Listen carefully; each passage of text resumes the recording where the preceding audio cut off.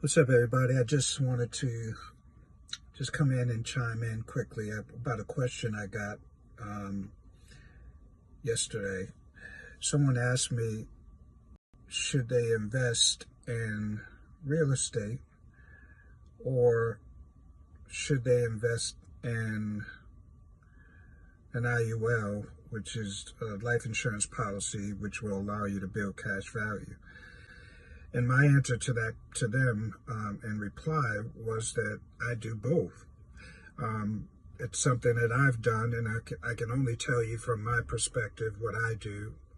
You're going to get a lot of, social media, experts and people who have had their own dealings with real estate and investing in IULs. They'll have their own perspective about it, but just from my perspective, I would do both because the way I feel about it is I've invested in land, I've invested in properties. Some properties I actually lived in and did the renovations while I lived there, and sold them when the property value went up and took the equity from it and went and invested somewhere else.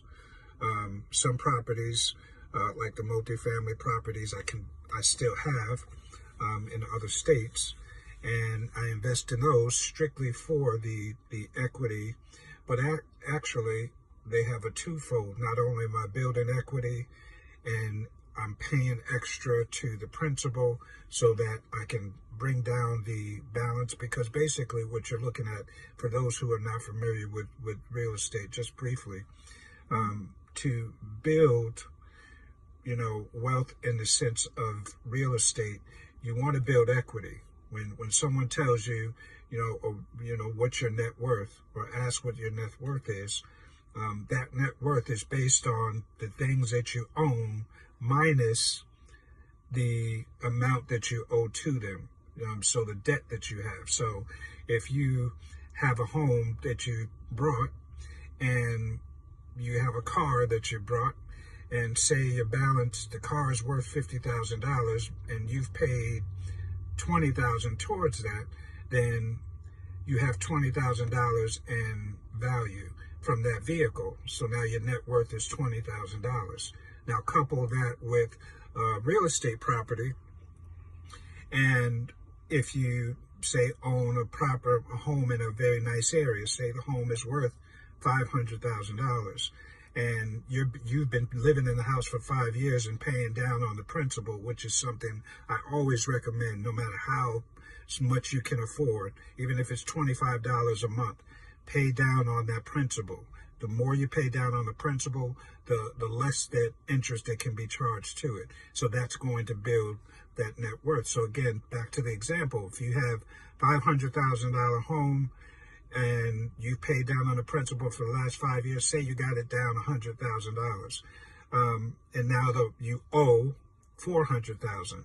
So now the difference in that is your net worth. So now you have a car that you have $20,000 of equity in, that's going to depreciate, so you don't want to try to build on that. But for the time being, for the example, you have $20,000 on the vehicle that you have in equity.